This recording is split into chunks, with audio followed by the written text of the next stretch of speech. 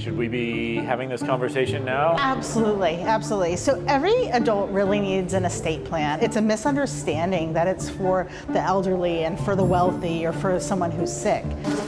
These little scientists with wings on them, they're going to be able to take us to the body.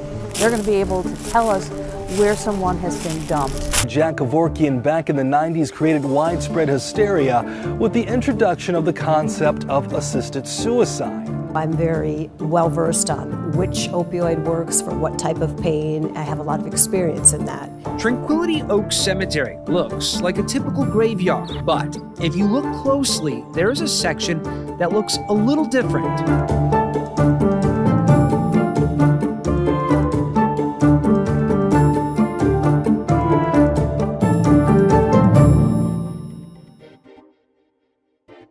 Hi everyone, welcome to Solutionaries, our show focused on the people in our communities creating a positive impact. I'm Lewis Bolden. For the next 30 minutes, we'll focus on answers, problem solvers, and solutions. Our nationwide team is driven to bring you information you can use to make life better. If you'd like to see exactly what we're talking about, check out our work. So many extraordinary stories are available on our YouTube page, youtube.com/Solutionaries. Today's show focuses on end-of-life solutions. Yes, you heard me right. It's a deeply personal topic, but a difficult matter to process. Have you thought about the end of your life? Have you prepared a will or thought about what happens to your body after you die? Tough ideas and questions for sure, but we know death is a part of life, and we do our best to be prepared for all that comes our way. So with that in mind, our team searched for solutions for this uncomfortable subject. Dr. Jack Kevorkian shook America's foundation in the 1990s with his suicide machine and his unwavering commitment to his cause, then called assisted suicide. This was extremely controversial 30 plus years ago, but where does society stand on the topic now? That story later on. I know I'm in the right. Society's wrong. Can we help the environment after we're gone? The short answer is yes. Learn about green burials and how they can lead to a planet-positive afterlife.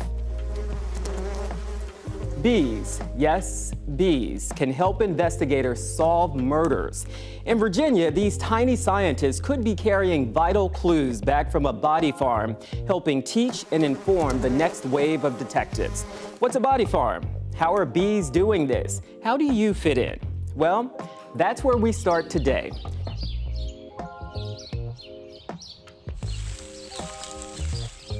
George Mason University's Forensic Science Division is looking for your help. More on that in moments.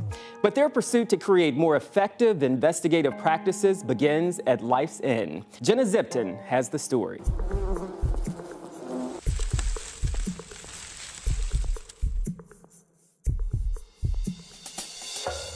You can donate your body to science for after you die.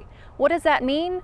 Well, one option is donating it to a body farm. What's a body farm, you ask? It's where they study human decomposition. These little scientists with wings on them, they're going to be able to take us to the body. They're going to be able to tell us where someone has been dumped. I'm Mary Ellen O'Toole, and I'm the director of the Forensic Science Program here at George Mason University. Working a serial murder case obviously is one of the greatest challenges because oftentimes the victims are found outside, and now we have this body farm where we're studying the very thing that I worked on in the FBI, outdoor homicide scenes. If a human body is dumped outside, they begin to decompose. And honeybees, they fly around and they land on flowers and other things, and then they take that back to their hives. If, let's say, the police department or the FBI is looking for a body in a large field, it oftentimes can be a very Herculean effort. We know that there are beekeepers all over the United States. We can go around that area and we can contact those people that own the bees to see if they would allow us to test their honey. And if it tests positive, then we can estimate that the body is likely within 2 to 5 miles. We're talking about narrowing down, could be 100 miles, it could be 50 miles, but from an investigative perspective, that's a big area to cover to be able to determine, is somebody out here? I'm Brian Eckenrode, and I'm a research associate professor here at George Mason University working in the forensics program. How important is this body farm to science? It's one of 8 in the country, and we have a given soil type here in the mid-Atlantic. So what we'd want to do is integrate the data from a variety of body farms or field forensic laboratories throughout the country. I would find human remains, and it was very difficult to pinpoint the time since death. I'm Emily Rancourt, and I'm the Associate Director of the Forensic Science Program here at George Mason University. So the body farm here is my dream. I am a former crime scene specialist with the Prince William County Police Department. For the police, I used to investigate homicides, suicides, suspicious deaths. I always would want to bring some answers to the family of the cases that we were working on, and sometimes we couldn't do that because there isn't the data here in Northern Virginia for the decomposition process of what happens to humans when they're out in the environment, in the snow, in the sun of Northern Virginia. So George Mason is the very first certified forensic Faro University laboratory, where we now are able to offer a course, which is a 3D scanning course, and we teach documentation of crime scenes. What would take a crime scene investigator hours upon hours to get their photographs, get their measurements, this can do in just a few minutes. And we can create our 3D walkthrough, our fly-throughs, we can do bloodstain pattern analysis, we can do trajectory analysis, we can walk a judge, a jury, or any of the prosecutors or defense attorneys through our scenes. And we are able to show that to other people as if they were there. The most prominent aspect of all of this is to be able to do a much better job of identifying and locating human remains in order to make sure that the person responsible for the homicide is identified, apprehended, and prosecuted. You know, we always say there's never closure for these families, but it gives them answers. And that's what we're looking to do out here at the Body Farm. We want to bring answers for these families. We want to give a voice to our victims who can no longer speak for themselves anymore. And we want to bring all of this together and collect the data so that we can help the future generations that are working as crime scene investigators. Still have questions? Well, we did too. Scan the QR code to see our hour-long show with the experts about bees, the body farm, and the evidence house. We all have choices to make about the end of life. One of those most talked about is what happens to our bodies. There are many options. Cremation is one way to go. Donating your body is another, as we just heard. Burial may be the most traditional, but what about a green burial? Ever heard of it? Well, it's a sustainable solution to the afterlife. Zach Lashway takes us to Spring, Texas, just outside Houston, for the story.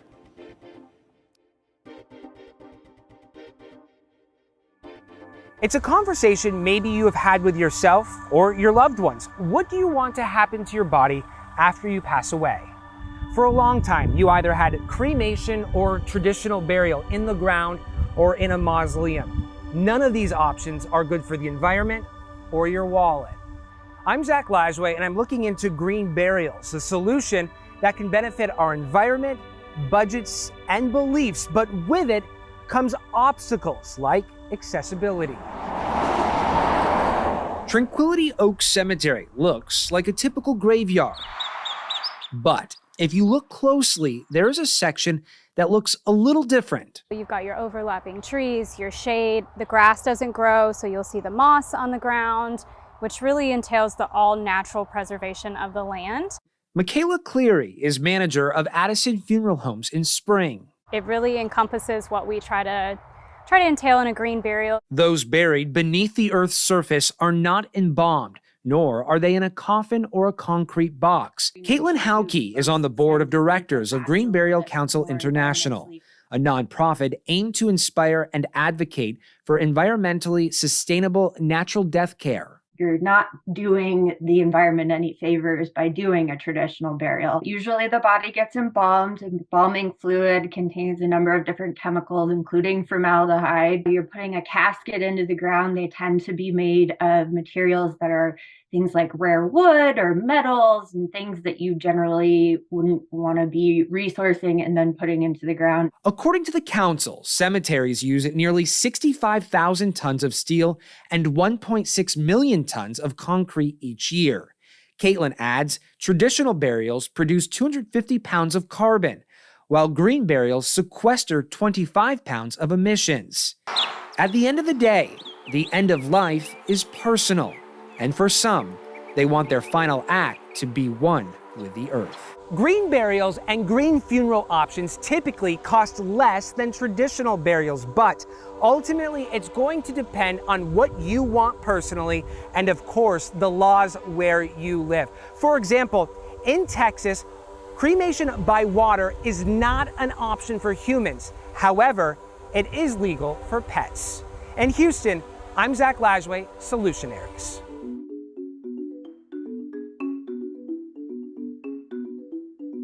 We have a lot of solutions still to come. Jack Kevorkian raised eyebrows and created a societal stir in the 1990s with his push to legalize assisted suicide. So what happened to the idea? A lot is still happening. Stick around to see.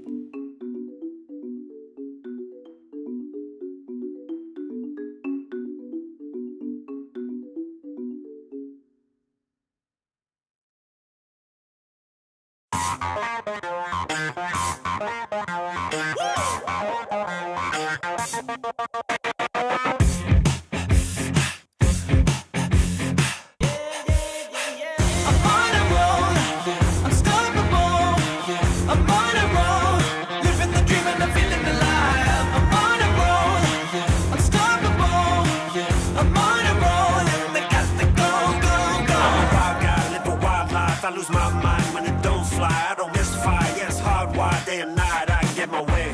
I'm a wild guy, live a wild life. I lose my mind when it don't fly. I don't miss fire, yes, hardwired, and I always up the stakes. Cause yeah.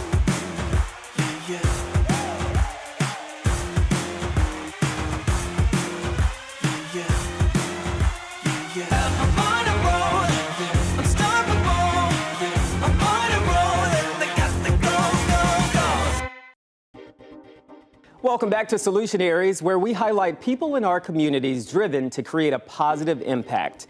Today, we're looking at end-of-life solutions. This can mean many different things.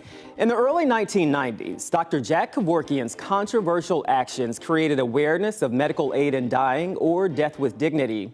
He became a massive public figure and a cultural lightning rod. His actions would bounce him in and out of jail, but his impact on society raised interesting questions about a person's right to die. That was decades ago. So where does the Death with Dignity movement stand now? Victor Williams searched for answers in Detroit.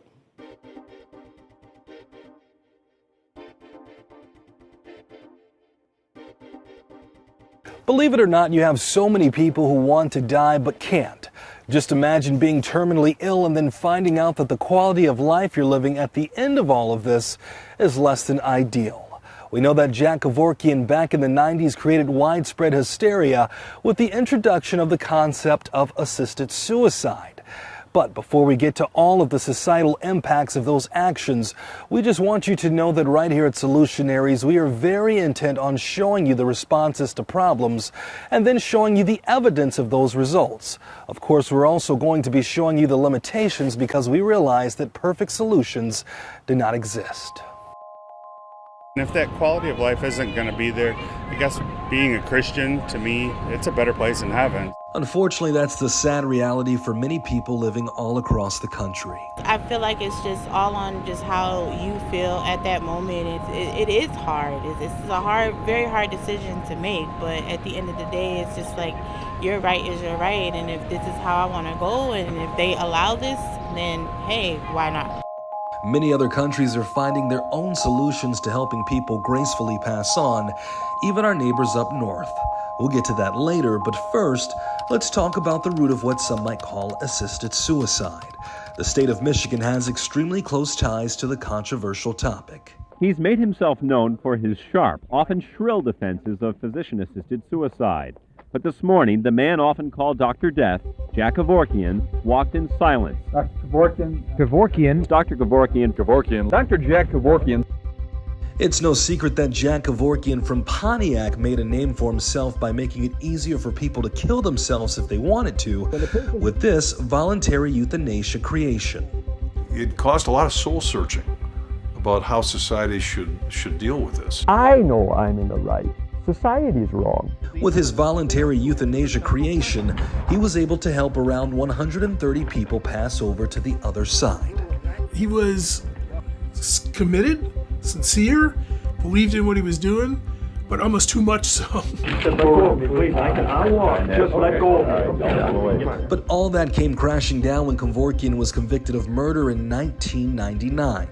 The problem with his operation was that court saw Kevorkian's methods of him killing people himself instead of ultimately giving people the choice. Since that has happened, the act has now become illegal in the state of Michigan, which makes dying with pride a harder task as well.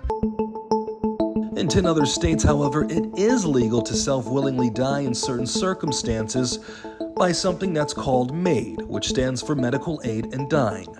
Barry Price, president of the Hemlock Society of San Diego, says his organization is working to help patients realize the options they have if they believe dying is indeed the better choice.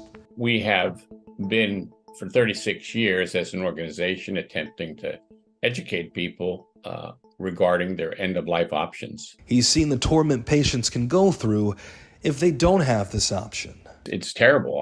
I've been around people just because of this particular role I'm in, where I see people for various reasons. There are literally hundreds of thousands of people out there who live with intense chronic pain every day. And Oregon Governor Tina Kotek just recently passed House Bill 2279, expanding the end-of-life care program statewide.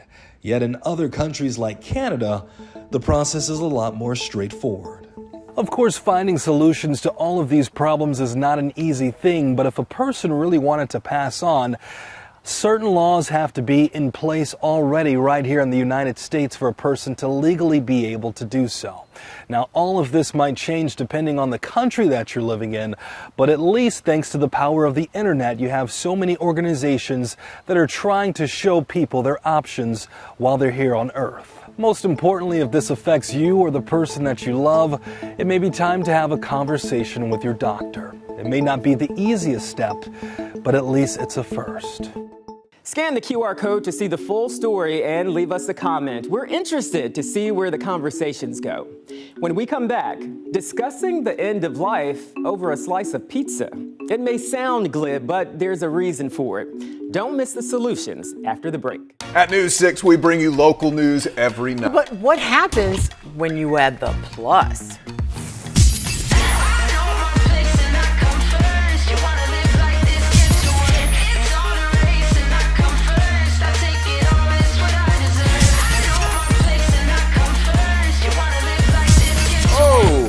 Well, I guess that's what happens.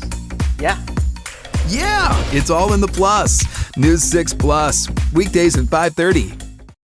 Welcome back to Solutionaries. We're excited to bring you more people helping their communities. We're shining light on solutions for the end of life. One obvious solution is writing a will or estate planning.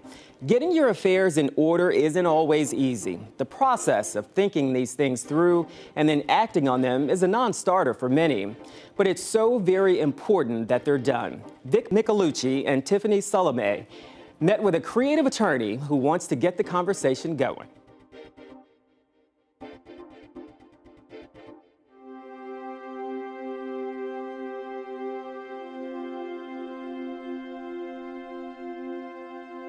All right, chances are this is not going to be your favorite topic of conversation.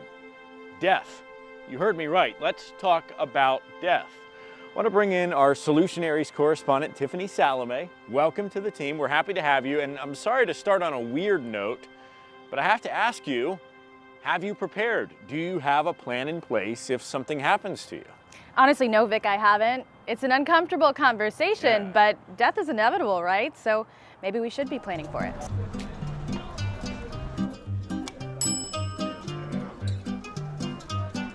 Cheers, everybody. Cheers. Let's have the conversations. They're not always fun, but this is a fun way to do it. I think the pizza helps, for sure. Yeah, absolutely, absolutely. It's certainly, estate planning is certainly not a conversation that everybody wants to have. And sometimes you have to coerce people to have it. But, I mean, it's an important conversation. You might be wondering why we're having this convo at a pizza place. Well, Sabrina Bate Curavilla is part owner of this Jacksonville family restaurant, which they've had for more than half a century. She's also an estate planning attorney, so she fittingly has a podcast called Pizza and Planning. There are certain documents that every adult needs to have in place. So are you familiar with those documents at all? No, definitely tell us about it, because this is something I really have never thought about. So estate planning is all about retaining decisions and preserving our choices for us to preserve rather than a physician that doesn't know us or a court. So that's really what it's all about, and that's why it starts from 18 and goes up. So you two are certainly not too young to consider this. Should you be planning? Watch the full story on our YouTube page. In San Antonio, we look at death anxiety. The fear can be overwhelming, but places like Abode Contemplative Care for Dying are changing the mindsets of so many. Scan the QR code to see how it works. In Orlando, I share a personal story, what I learned when both of my parents passed. See the measurable change people and places are making for people near life's end. Please scan the QR code and see the emotional story of compassion and caring. You can see all of these stories and so much more on our YouTube page, youtube.com/Solutionaries. We found solutions to massive issues like making streets safer, answers for inflation, policing in America, and so much more. Check out all of our content at youtube.com/Solutionaries. When we come back, we have a question for you. Stick around to hear more.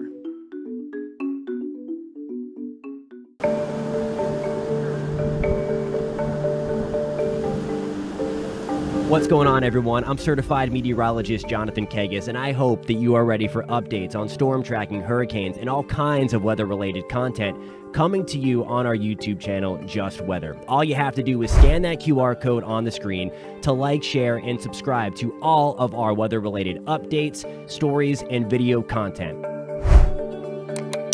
All right, now back to Solutionaries.